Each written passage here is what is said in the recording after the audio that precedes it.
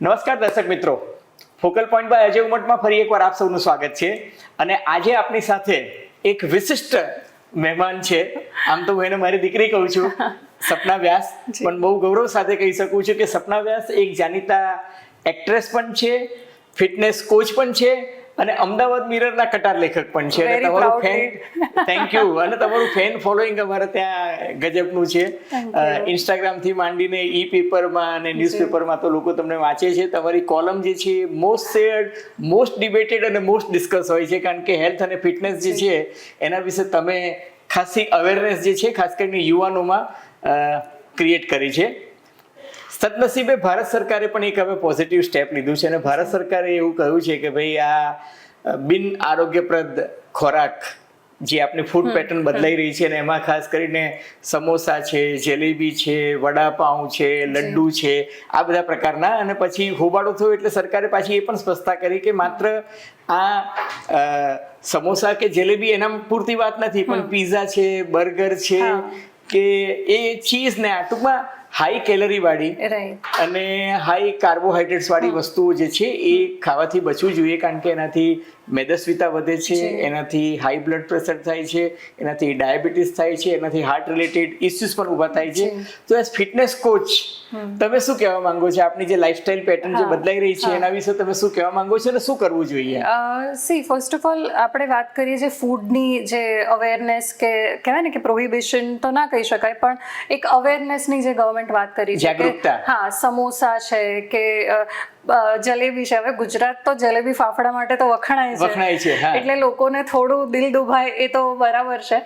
પણ બેઝિકલી આમાં કેવું છે કે જે એક ક્લાસરૂમ હોય એમાં જે મોસ્ટ પોપ્યુલર છોકરાઓ હોય ને એમનું નામ દઈને એમને થોડુંક સબક શીખવાડવામાં આવતું હોય, જો એ ખોટા જઈ રહ્યા તો શું બીજા લોકો એમને સીધા રહે, ચિલિંગ ઇફેક્ટ. હા, સો સમોસાનું કેવું છે કે right from school canteen to airport બધી જ જગ્યાએ ઇઝીલી અવેલેબલ તમને સમોસા હોય છે. એટલે મે બી એ એક્ઝામ્પલ સેટ કરવા માટે કે ફિંગર પોઈન્ટ કરી છે કે સમોસા કે જલેબી એનું સૌથી લાઈક આપણે જેમ કીધું કે કાર્બોહાઈડ્રેટ્સ છે, એને ટ્રાન્સ ફેટ્સ પ્લસ આ જે ફ્રાઈડ ફૂડ હોય છે એમાં ખાલી આપણે કેલરીઝ ને ઓઇલ ને એટલું ના જોવાય, એના જે સ્મોક પોઈન્ટ એવરેજ હોય એટલે એક જ તેલમાં વારંવાર તળવામાં આવતું હોય છે. સો એ સ્મોક પોઈન્ટ એવરેજ ધીરે ધીરે નીચે જતી જાય ઓઇલની, પ્લસ એનું ફૂડ હાઇજીન જે આપણે કહીએ એ નથી સચવાતું.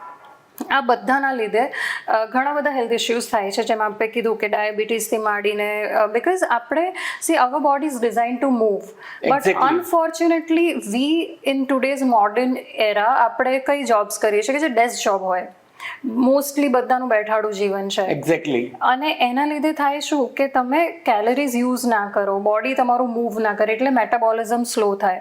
મેટાબોલિઝમ સ્લો થાય એનું શું મતલબ છે કે તમારો મસલ ડેન્સિટી ઓછી થતી જાય, મસલ લોસ થતો હોય, because you are not using your body or muscles.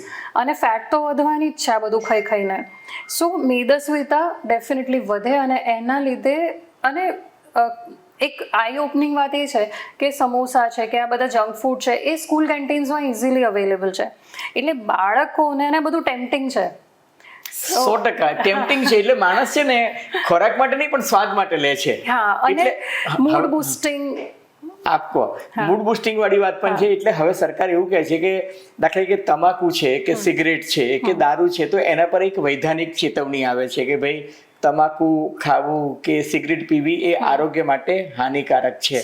હવે સરકારે એને પેલું ફરજિયાત તો વૈધાનિક ચેતવણી કે કાનૂનીમાં નથી નાખતી, પણ એ લોકો એવું કહ્યું છે કે ભાઈ કેન્ટીન છે કે કાફેટેરિયા છે કે તમારું બોર્ડરૂમ છે કે જ્યાં પણ લોકો મોટા પ્રમાણમાં બેસતા હોય કે જમતા હોય ત્યાં તમારે વૈધાનિક ચેતવણી રૂપે નહીં પણ એક એડવાઇઝરી તરીકે લખવું જોઈએ કે એક સમોસા ખાશો તો એમાં કેટલી ચરબી છે, આઈ મીન કેટલું ફેટ છે, કાર્બોહાઈડ્રેટ છે, એ બધું લખવાનું કહ્યું છે, જેથી તમને ખબર પડે કે તમે કેટલું શુગર. કારણ કે તમને જો યાદ હોય તો national council of education research અને ટ્રેનિંગ સંસ્થા NCERT જે છે, જે સેન્ટ્રલ બોર્ડ જે વિદ્યાર્થીઓને બનાવે છે, એ લોકોએ પણ એક એડવાઇઝરી જારી કરી હતી. એમને એવું હતું કે બાળકોમાં શુગર કોસન્ટ જે છે એ બહુ વધી રહ્યું છે, તો એ પણ તમને એટલું જ ચિંતાજનક લાગે છે? For sure. પણ આપણે જે વાત કરી ને કે હવે પેલું સિગરેટ્સ ને એના એમ આપણે એનું એક્ઝામ્પલ લઈએ તો સિગરેટના બોક્સ પર જ કેન્સરનો એકદમ અગલી ફોટો મૂકેલો હોય છે તો પણ બધા એને સરસ પ્રાઉડલી લે છે, સ્મોક કરે છે, એક માચો ઇમેજ બને છે એનાથી. હા, એટલે ઘણીવાર શું થાય કે બધું આંખ સામે છે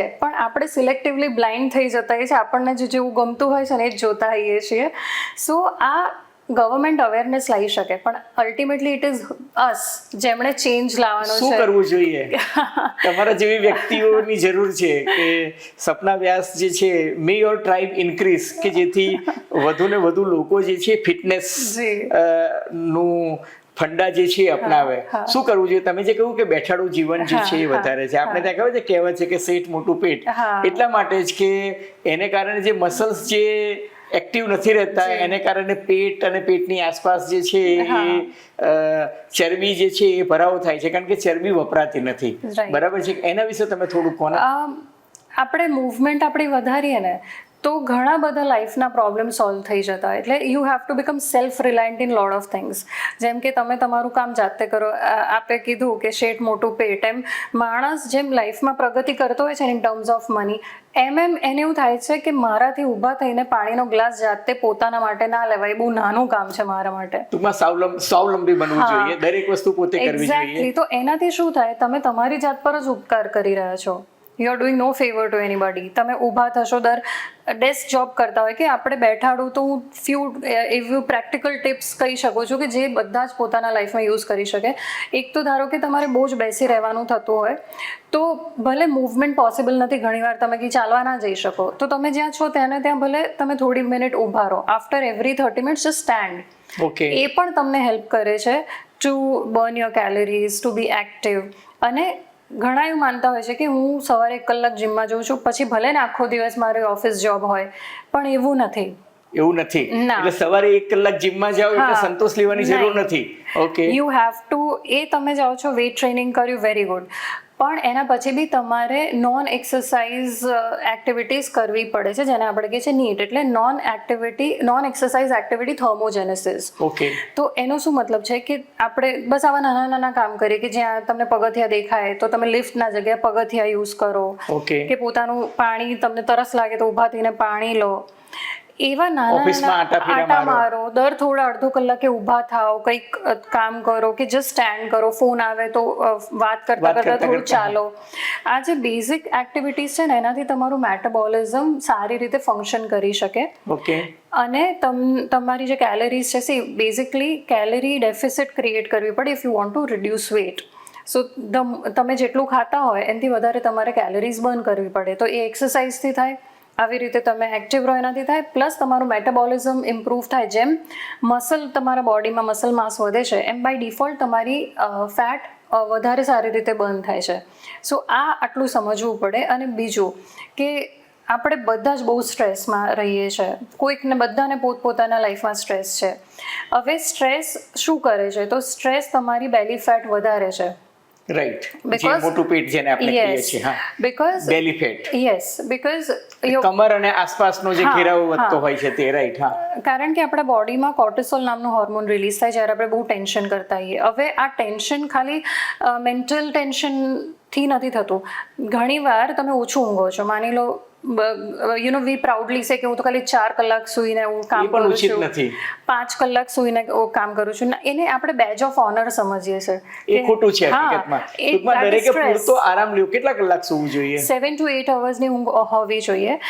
ઓછી ઊંઘ ઇઝ ઓલ્સો સ્ટ્રેસ. એના લીધે પણ બેલી ફેટ તમારું વધે છે. પ્લસ તમે જો જીમમાં જતા હોય અને ઓછું ઊંઘીને જીમમાં જાઓ તો તમે ઉપરથી પોતાના જાતને વધારે હાર્મ કરી રહ્યા છો. કારણ કે જીમ જવું એ સારું છે, બટ વર્કઆઉટ કરો છો તો ઇવન દેટ ઇઝ સ્ટ્રેસ. ઘણા યુવાનો મેં જોયા છે કે રાતના 12:30 1 વાગ્યા સુધી મૂવી જોતા હોય અને પછી એલાર્મ મૂક્યો એટલે સવારના 5:30 ઉઠીને જીમમાં જાય, એટલે પૂરતો આરામ લેતા જ નથી. એ પણ એક હાર્મફુલ છે, નુકસાનકારક છે. It is more harmful.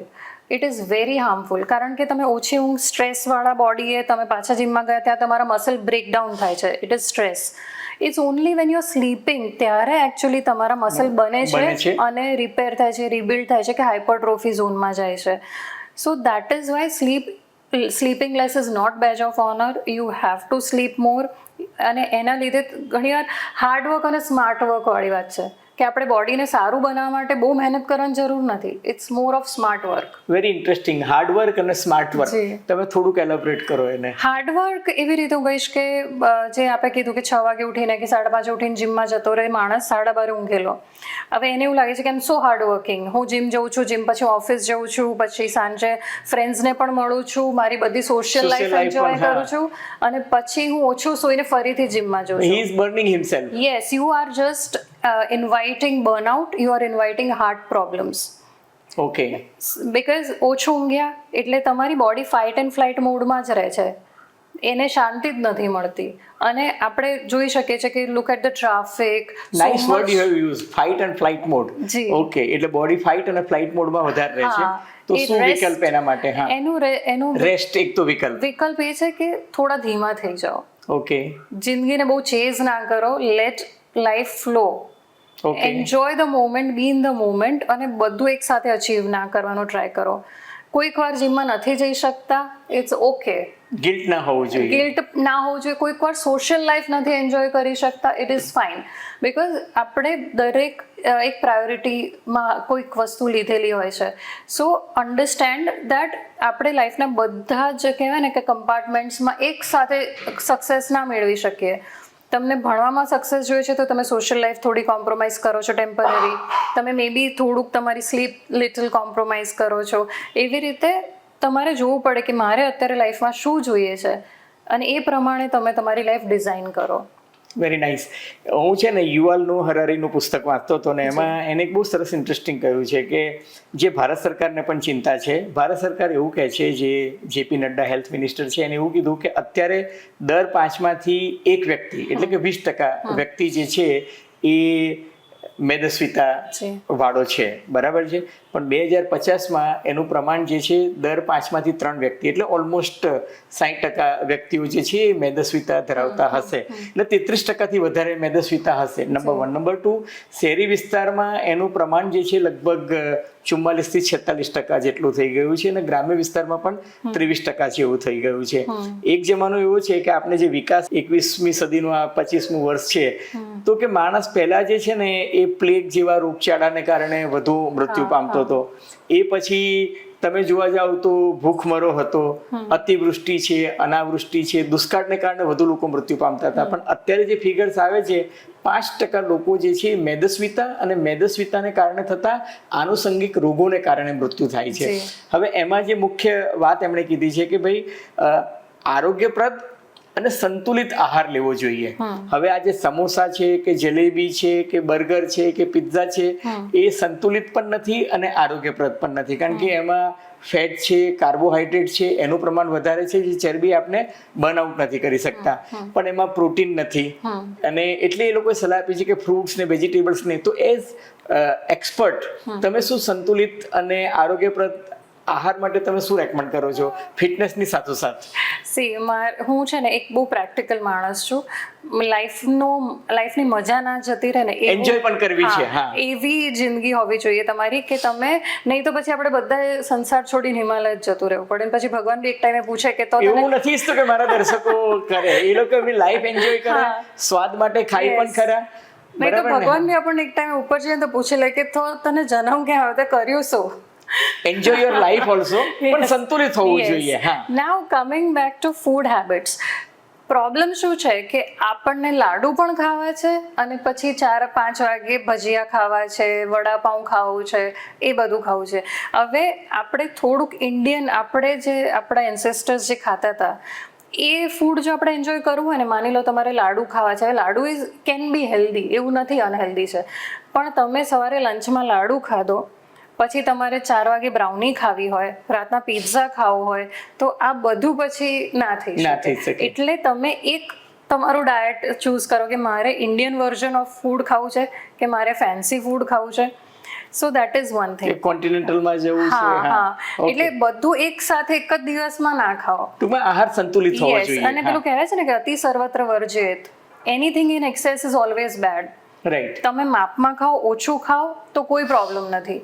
માની લો તમે લાડુ ખાધો તો તમને ખબર હોય છે કે હું બપોરે ખાઉં, રાતે મોડા ના ખાઉં, રાતે હું મોડા ખાઈને સૂઈ જવાનો છું તો હું રાતે ના ખાઉં, હું લંચમાં ખાઉં, હું આખો દિવસ એક્ટિવ રહીશ, મારી કેલરીઝ મેન્ટેન થઈ જશે. So it's all about planning your food in smart way. રહી વાત આપણે ફ્રૂટ્સની વાત કરી તો ઘણા મિસ્ટેક શું કરતા હોય છે કે ડિનરમાં અમુક ફેમિલીઝમાં એવા રિચ્યુઅલ્સ હોય કે સાથે મળીને ડિનર કર્યું પછી બધા ફ્રૂટ્સ ખાય.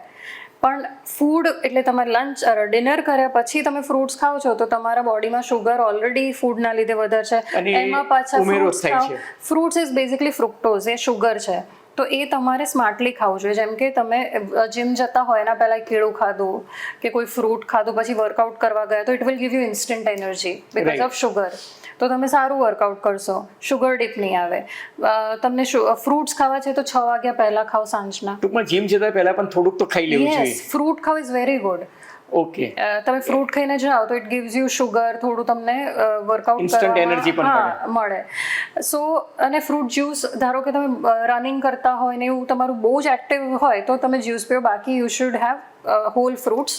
મોટે ભાગના ડોક્ટર્સ એવું સજેસ્ટ કરે છે કે બને ત્યાં સુધી જ્યુસ નહીં લેવું જોઈએ અને ફ્રૂટ નેચરલ ફોર્મમાં જ લેવું જોઈએ. એનું શું કારણ? એનું કારણ એ છે કે તમારે એક તો ફ્રૂટમાં ફાઈબર હોય, પ્લસ તમે ખાઓ, ધારો કે તમને હું અત્યારે એક એપલ આપું તો તમે એક એપલ ખાશો, જ્યારે તમે જ્યુસ પીવો તો you will have more fruits in it.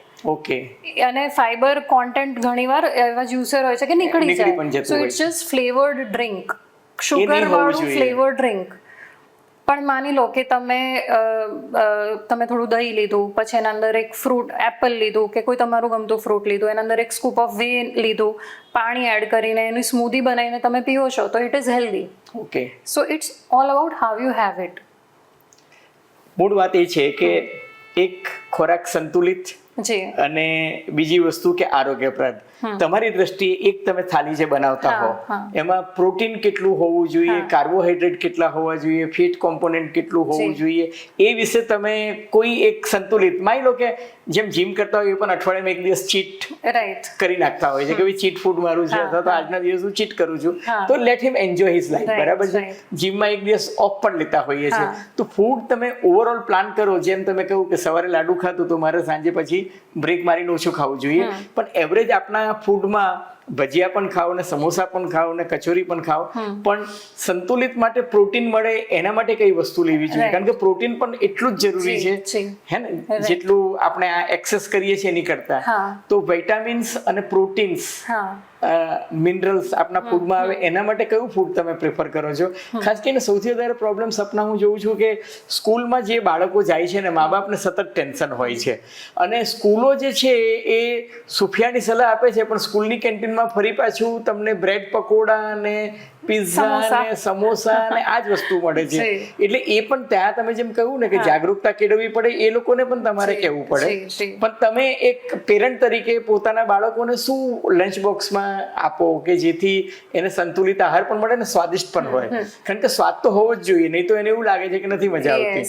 સો આપના 2 ક્વેશ્ચન છે. ફર્સ્ટ ને પહેલા એડ્રેસ કરું કે પ્રોટીન કેટલું હોવું જોઈએ. ના, આપણા બોડીમાં કાર્બ્સ અને ફેટ સ્ટોર થાય છે પણ આ body doesn't store protein as much.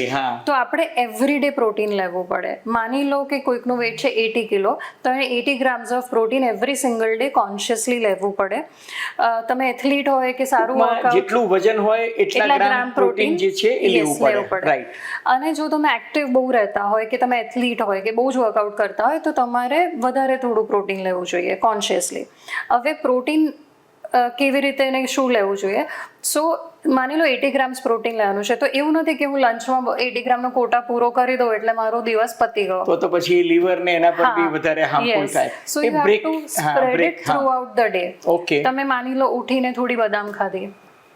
હવે બીજું હું વચ્ચે એક પણ એડ કરીશ કે ઘણાને ઉઠીને ચા અને કોફી પીવાની હેબિટ હોય, ઉઠીને તરત ચા કોફી જોઈએ.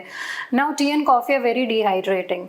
ઓલરેડી તમે રાતે ફાસ્ટ કરો છો અને સવારે we call it breakfast for a reason કે તમે તમારો ફાસ્ટ તોડો છો. એમાં તમે ચા પીવો કે કોફી પીવો એટલે યુ આર તમારું બોડી ડિહાઇડ્રેટેડ છે. કારણ કે ઘણા લોકો એવા હોય છે કે જે રાતે પાણી નથી પીતા, ઊંઘમાંથી ઉઠીને કેવી રીતે ના આઈડિયલી પીવું જોઈએ. નથી પીતા તો ઉઠીને સામાન્ય રીતે પીવું જોઈએ, સારી આરોગ્યની હેબિટ છે. ઇફ યુ સી ઊંઘતા પહેલા તમે એક ગ્લાસ પાણી પીને સૂઈ જાઓ, પછી વચ્ચે આંખ ખુલે તો થોડું પાણી પીવો, સવારે ઉઠીને તરત પાણી પીવો. તો એ હેલ્પ કરે છે તમને. આ બધી નાની નાની વસ્તુઓ છે, પણ એ બધું જ એડ કરીએ ને, એટલે જ હું ઈચ્છું છું કે તમારે અમારા દર્શકોને આવી સારી ટિપ્સ આપો કે આ નાની નાની વસ્તુ છે કે ભાઈ સૂતા પહેલા એક ગ્લાસ પાણી પીવો, વચ્ચે ઉઠો તો એક ઘૂંટ પી લો, સવારે ઉઠીને પાણી પીવો, પછી ચા એટલી બધી ડિહાઇડ્રેટ કરે છે. યસ, તો તમે એવું નથી કે ના પીઓ ચા, પણ ઉઠીને તરત તમે કોઈ ફ્રૂટ ખાઈ લીધું કે તમે બદામ ખાધી અને થોડી વાર રહીને તમે ચા પીઓ તો ઇટ ઇઝ ઓકે. ઓકે. અને દિવસ દરમિયાન પણ જ્યારે તમે ચા કોફી પીઓ છો, એકવાર ટેસ્ટ એન્જોય કરી લીધો, પછી એક ગ્લાસ કોન્શિયસલી પાણી પી લેવાનું, એટલે તમારું બોડી, આપણે જ્યારે બહુ તરસ્યા થઈએ ને ત્યારે તો આપણું બોડી એકચ્યુઅલી બહુ જ ડિહાઇડ્રેટેડ છે, તો આપણને સિગ્નલ આપે છે તરસની.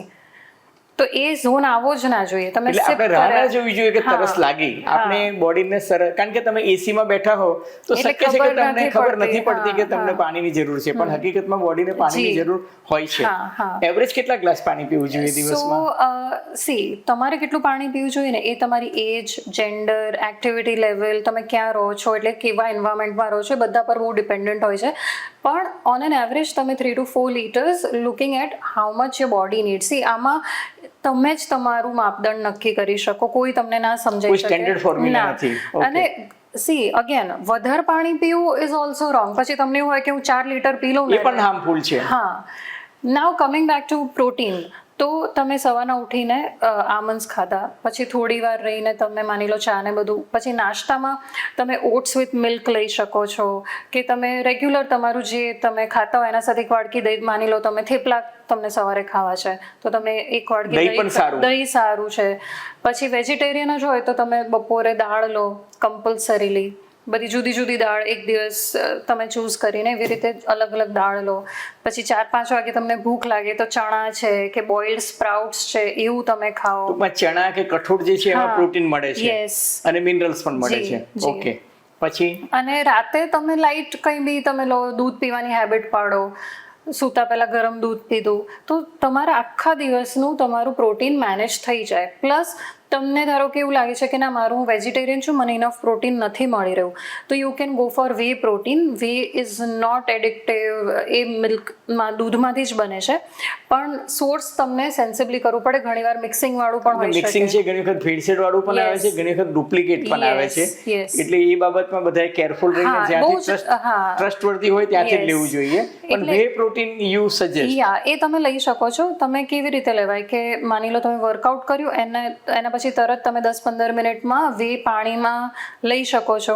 પ્લસ ઊંઘતા પહેલાં તમે વે પ્રોટીન લો, કે સવારે ઉઠીને તરત વે પ્રોટીન લો. આ સારા ટાઈમ છે વે પ્રોટીન લેવાના. વે તમે દૂધમાં પી શકો છો જો તમને વેટનો ઇશ્યુ ના હોય, અને પાણીમાં પી શકો છો જો if you watching your weight. Okay. So આવી રીતે તમે તમારો પ્રોટીન ઇન્ટેક પૂરો કરી શકો છો. દેન યુ આસ્ડ અબાઉટ કે છોકરાઓમાં કેવી રીતે જાગૃતિ લાવી, કે એ લોકોને કેવી રીતે ફૂડ એવું આપવું કે એમનું વેટ ના વધે. જે સ્કૂલમાં જતા ખાસ કરીને બાળકો જે છે, મોટે ભાગની મધર્સ જે છે, અમારે ત્યાં રીડર ફીડબેક આવે છે ને એમાં આ જ આવે છે કે ભાઈ અમે અમારા બાળકને સાચવીને, પણ સ્કૂલના કેન્ટીનમાં ફરજિયાત અમુક સ્કૂલો કરે છે ને પછી એ કેન્ટીનમાં આ જ પ્રકારનું ફૂડ આપે છે.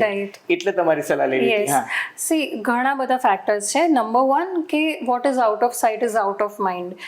આપણે શોપિંગ કરીને ઘરમાં જંક ફૂડ લાવીએ, ચિપ્સ લાવીએ ને એને તો થોડુંક ચિપ્સ આપી દઈએ ને એને આમ આપી દઈએ. તમે તમારા છોકરાને ધીરે ધીરે એડિક્ટ બનાવી રહ્યા છો, because junk food is made in such a way કે ઇટ ઇઝ એડિક્ટિવ. તમારી ભાખરીથી કેમ છોકરાને એડિક્શન નથી થતું? જંક ફૂડ થી એડિક્શન થાય છે. એટલે એમાં એવા પદાર્થો છે કે જેના કારણે એડિક્શન થાય છે. For sure. અને બીજું કે એનું પેકેજિંગ એટલું લ્યુક્રેટિવ હોય, colourful. C, they are hiring marketing professionals four a reason. Okay. Naturally એને ખબર છે કે આ વસ્તુ છે, આ એક સ્વાદ છે, એટલે એ જ છે. પ્લસ લાલચ, કોઈ ટોય અંદર મૂકી દીધું. ઓકે. એટલે છોકરાને ટોય ના લીધે પણ એ જંક ફૂડ લેશે ને પછી ખાશે તો ખરો, સ્ટીકર એડ કરી દીધા કે ટોયઝ એડ કરી દીધા. ટૂંકમાં જંક ફૂડ જે છે એડિક્ટિવ બનાવે છે. Very much. ભાખરી કે રોટલીથી કે થેપલાથી બાળક એડિક્ટિવ નથી થતું, કારણ કે એમાં શુદ્ધ સાત્વિક વસ્તુ છે. તમે ફ્રેશ ઘરે બનાવો છો અને એને ખવડાવો છો. સો બોટમ લાઈન એ છે કે તમને ઓલવેઝ યાદ રાખવાનું કે જે પણ પ્રોડક્ટ છે ને, પ્રોડક્ટ ફૂડ જેને પ્રોડક્ટ કહીએ છીએ, અને એની શેલ્ફ લાઈફ લાંબી છે ને, એ આપણી લાઈફ ઓછી કરે છે. This is the simplest logic. બહુ સરસ વસ્તુ કીધી છે કે જેની સેલ્ફ લાઈફ, એટલે કે દુકાનોમાં કે જે મોલ્સમાં જે મળતા ફૂડ છે જેની સેલ્ફ લાઈફ 6 મહિનાની છે, એવું ખોરાક જો તમે ખાશો તો તમારું જીવન જે છે એ ટૂંકું એની થશે. લાઈફ ઓછી થાય છે. યસ. જ્યારે સવારના મમ્મીએ હા. કે પત્નીએ હા. કે પુત્રીએ બનાવેલું જે અથવા પુત્રવધુએ બનાવેલું જે ખોરાક છે જે તાજો રાંધેલો છે, એ નેક્સ્ટ ડે બગડી જાય છે. હા, એ નેક્સ્ટ ડે બગડી જાય છે. આપણે સવારનું મોટે ભાગે સાંજે પણ હા. નથી ખાતા અથવા તો ફ્રીજમાં સાચવીને મૂકી. Yes. એની સેલ્ફ લાઈફ ઓછી છે, Yes. પણ એનાથી આપણી આવરદા અથવા તો આયુષ્ય જે છે એ Yeah. લંબાઈ છે. Yes. Very well said. So પછી તમે ઘરમાં એવું ફર્સ્ટ ઓફ ઓલ ના જંક ફૂડ લાવો કે જે છોકરું જોશે તો ખાશે ને, હશે જ નહીં તો ખાશે કેવી રીતે. Secondly, your kids watch you as a role model. તમે જે ખાઓ છો, તમે જે બિહેવ કરો છો, તમે ઘરમાં ઊંચા આજે વાત કરશો તો છોકરું પણ ઊંચા આજે વાત કરશે. બિલકુલ સાચી વાત તમે છે. મોડા ઊંઘશો, છોકરાઓ પણ મોડા ઊંઘશે. તમે ફોનમાં આખો દિવસ લાગેલા હશો, બાળક પણ તમને જોઈને કારણ કે તમે બાળક માટે તમે જ રોલ મોડલ છો. હા. સો બહુ ઇઝી છે કેવું કે તું આવું કર, મારો છોકરો મારું માનતો નથી. પણ તમે જે કરશો ને એ કોઈ દિવસ બોલવાથી નહીં સમજે, એ તમારા behavior જોવાથી સમજશે. They watch you throughout the day. ટૂંકમાં બાળકો તમે ઈચ્છતા હોવ કે જંક ફૂડ ના ખાય તો તમારે પણ મા બાપ તરીકે નહીં ખાવા જોઈએ. Coming to Yes. કે મમ્મી ઓબેસિટી એને છે અને એ જીમ નથી જતી, ખાલી ટેન્શન કરીને એ વેટ કરે છે કોઈક મેજિકલ વોન્ડ આવી જાય ને એ ઉતરી નહીં જાય. થાય, જાદુઈ ચમત્કાર નથી થવાનો. હા. તો છોકરાઓ પણ એ ફોલો કરશે ને કે એ બી એ જ ખાશે, એવી રીતે જ રહેશે. સો બાળકનું જો તમે ભવિષ્ય સારું ઈચ્છતા હોય ને તો પહેલાં તમારામાં ચેન્જ લાવો. ઓકે. અને ઘરેથી ટિફિન સારું તમે આપો. Obviously parents both are working, તો ઘણીવાર શું થાય કે મમ્મી પાસે ઓબ્વિયસલી શી ઇઝ ઓવરવર્કડ, એમને બી બ્લેમ કરવાનું નથી. એટલે ઇઝીલી બાળકને પેકેટ આપી દીધું અને 10 rupees, 15 rupees, 30 rupees, 40 rupees, whatever is the pocket allowance એને આપી દીધું, તો એ જંક ફૂડ જ ખાશે ને. કારણ કે છોકરામાં અગર એટલી ક્ષમતા હોત સાચા ડિસિઝન્સ ના, તો લેવાની, સવાલ જ તો નથી. જોઈતું તું જ છું. મોટા થઈને આપણે જંક ફૂડ પહેલા જ ચોઈસ કરીએ છીએ ને, તો બચ્ચાઓને તો ઓબ્વિયસલી યુ કાન્ટ બ્લેમ. ઓફિસમાં પણ કંઈક સારું થાય તો સમોસા મંગાવો, કે વરસાદ પડે તો ભજીયા મંગાવીએ છીએ કે દાલ વડા મંગાવીએ છીએ. પણ આ એક સારું છે કે સમાજમાં જાગૃતતા કેળવાઈ છે Right. અને તમારા જેવા ફિટનેસ ફંડા જે છે એ લોકોને આપે છે. એક આખા દિવસમાં માણસે મિનિમમ કેટલી કસરત કરવી જોઈએ કે જેથી એનું જીવન એક તો રૂટીનમાં જે એક્સરસાઇઝ સવારે કરતા હોય તે, અને બપોરે આરામ કરવો જોઈએ ના કરવો જોઈએ? ઓકે, સો પહેલા એક તો એવરેજ વ્યક્તિ જે છે 45 થી 60 વર્ષની વ્યક્તિ, એને શું કરવું જોઈએ? અને બાળકે જે, કારણ કે હવે ગ્રાઉન્ડ્સ પર રહ્યા નથી કે Yes, બાળકો પહેલા જે unfortunately. ગલી દંડા રમતા હતા કે સતેલચું રમતા હતા કે ક્રિકેટ કે એવું હવે પણ રહ્યું નથી. હા. તો અને દરેક વ્યક્તિ જીમમાં જઈ શકતી નથી. True. તો છેલ્લો મેસેજ તમારો શું છે? એ કહો. ઓકે, સો ચાહે તમે જીમ જઈ શકતા હોય કે તમારી ચોઈસ નથી, ઘણાને નથી ગમતું જીમમાં જવું કે ટાઈમ અલાઉ નથી કરતો, પણ your body needs strength training, because તો જ મસલ બને. મસલ બને. હા. હવે એ તમે ઘરે પણ કરી શકો છો. એવું નથી કે તમારે જીમમાં જ જવું જોઈએ. તમે ઘરે થોડા બેઝિક ડમ્બલ્સ ને ઇન્સ્ટ્રુમેન્ટ્સ લાવી દો તો તમે ઘરે કરી શકો છો વર્કઆઉટ. પણ ઘરે વર્કઆઉટ કરવાનું એક જ ચેલેન્જ છે, એ છે સિન્સિયરિટી. અને જેમ કે કોઈની બર્થડે આવી ગઈ કે કશું રીઝન આવી ગયું તો તમે એ દિવસે હોમ સ્કૂલિંગ જેવું છે. હોમ સ્કૂલિંગમાં શું થાય, ડિસિપ્લિન બહુ જ લાવવી પડે તમને, બહુ જ સિન્સિયરિટી ને કમિટમેન્ટ. હા, એ કે નથી. રોજ સવારે 9 વાગે તો 9 વાગે, 8 વાગે તો 8 વાગે કે 7 વાગે તો એટલું કરવાનું જ છે. યસ, તો એ જો તમે કરી શકતા હોય તો you can do workout at home. નહીં તો હંમેશા આપણે સ્કૂલે જઈને સારું પરફોર્મ કરીએ, એવી રીતે તમે જીમમાં જાઓ, નવા ઇક્વિપમેન્ટ્સ હોય, એક્સરસાઇઝ કરવાના ચાન્સ બીજા વધારે લોકો કરતા હોય હા, સાથે. એટલે એક હેલ્ધી કોમ્પિટિશનમાં બી તમે સારું પરફોર્મ કરી લો. સો એક તો એ થયું વેટ ટ્રેનિંગ. બીજું છે cardio. Cardio is walking, jogging, swimming, cycling, anything that you like. આ બંને કરવું પડે, કારણ કે when you do steady state cardio, એ તમારા હાર્ટ હેલ્થ માટે સારું છે. અને વોકિંગ કેવી વસ્તુ છે કે તમે even you 100 years old you can do it. અને એ આપણા બોડીમાં જેમ માણસની એજ થાય ને એમાં એના ફોલ અને એના બહુ જ રિસ્ક વધી જતા હોય છે. So if you want to be self dependent even in your 80, like when you are 80-90, તો તમને વેન યુ આર 30 ના ત્યારે તમારે જાગૃતિ લાવવી પડે. તો તમે 80 મસ્ત એજ કરો. તો કહું ને, એટલે દર્શકોને એક વાત કહેવાનું મન થાય છે ને, એ લાલચ એટલા માટે ઠુકરાઈ શકતો નથી કે ગઈકાલે એટલે કે 15મી જુલાઈએ ફૌજાસિંગ નામની વ્યક્તિ જી. પંજાબમાં જલંધરની Yes. 114 વર્ષની ઉંમરે એનું અવસાન થયું. એ જોગિંગ કરવા જતા હતા ત્યારે એને પાછળથી કોઈ કેનારાઈ હતો, Yes.